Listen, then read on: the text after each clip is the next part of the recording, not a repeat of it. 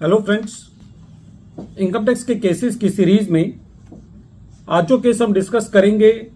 वो section 43B के ऊपर है।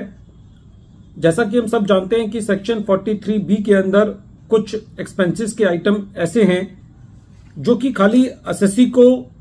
तभी अलाउ होते हैं यदि एसएससी ने वो एक्सपेंसेस की पेमेंट अपनी due date of filing of the return तक कर दी है। जैसा कि इनकम टैक्स के अंदर प्रावधान है कि एक्सपेंसेस को एसएससी एक्रूअल बेसिस पर क्लेम कर सकता है, लेकिन सेक्शन 43B के अंदर कुछ एक्सपेंसेस ऐसे हैं जो यदि एसएससी ने अपनी बैलेंस शीट के अंदर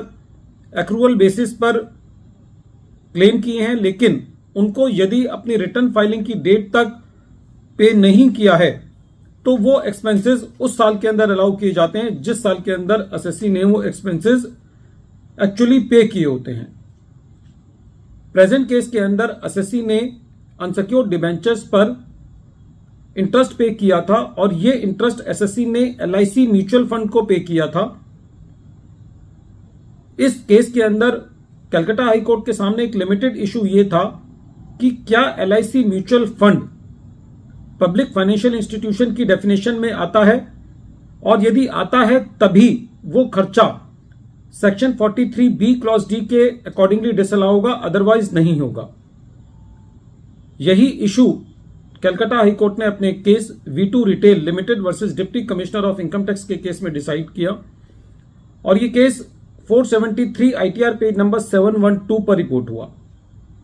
इस केस का जजमेंट 2 जुलाई 2024 को आया। प्रेजेंट केस के फैक्ट्स इस तरीके से हैं। प्रेजेंट केस के अंदर एसएससी ने अनसिक्योर्ड डिबेंचर्स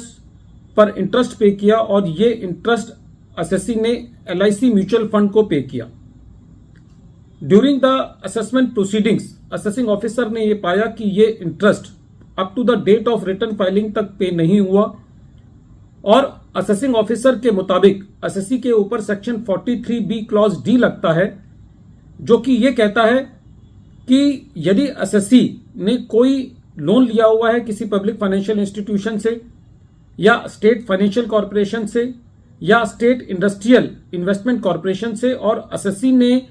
उस लोन पर इंटरेस्ट एक्रू किया है जो कि एसएससी ने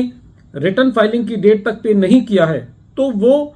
खर्चा एसएससी को उस साल में नहीं मिलेगा जिस साल में एसएससी ने एक्रू किया है, वो उस साल में मिलेगा जिस साल में एसएससी ने पे किया है।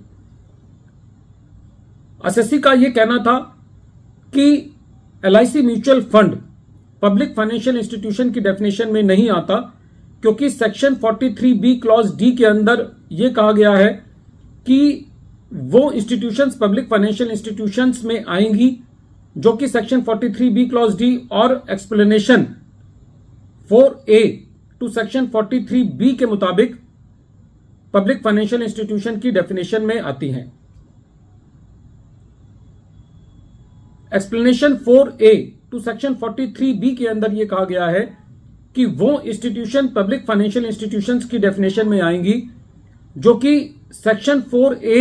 Subsection 1 of the companies act 1956 के अंदर जो लिस्ट दी गई है उसके अंदर यदि कोई इंस्टीट्यूशन है तो वो पब्लिक फाइनेंशियल इंस्टीट्यूशन की डेफिनेशन में आएगी, अदरवाइज वो पब्लिक फाइनेंशियल इंस्टीट्यूशन नहीं होगी। और क्योंकि एलआईसी म्यूचुअल फंड उस लिस्ट में नहीं है, इसलिए एसएससी का इंटरेस्ट अलाउ होना चाहिए, लेकिन असेसिंग ऑफिसर ने एसएससी को वो अलाउ नहीं किया। और जब ये मैटर कलकत्ता हाई कोर्ट के पास पहुंचा तो कलकत्ता हाई कोर्ट का ये कहना था कि section 4A subsection 1 of the companies act 1956 के मुताबिक LIC mutual fund public financial institution की डेफिनेशन में नहीं आता, और इसलिए एसएससी का जो इंटरेस्ट है वो सेक्शन 43B क्लॉज डी के मुताबिक डिसअलाउ नहीं होगा। कलकत्ता हाई कोर्ट का यह कहना था कि प्रेजेंट केस में सेक्शन 4A सबसेक्शन 1 की लैंग्वेज बिल्कुल क्लियर है, अनएम्बिगुअस है, और वो डेफिनेशन जो कि पब्लिक फाइनेंशियल इंस्टीट्यूशन की दी गई है वो एग्जॉस्टिव है, उसके अंदर कोई भी स्कोप नहीं है कि कोई और चीज को ऐड किया जा सके। इसलिए कलकत्ता हाई कोर्ट के मुताबिक जो एसएससी ने इंटरेस्ट पे किया है वो किसी पब्लिक फाइनेंशियल इंस्टीट्यूशन को पे नहीं किया, इसलिए वो सारा का सारा इंटरेस्ट एसएससी को अलाउ होगा। वीडियो के अंत में एक बार फिर मैं केस का नाम रिपीट कर रहा हूं। केस का नाम है V2 retail limited versus deputy commissioner of income tax, और ये केस 473 ITR पेज नंबर 712 पर रिपोर्ट हुआ और इस केस का जजमेंट 2 जुलाई 2024 को आया। Thank you friends.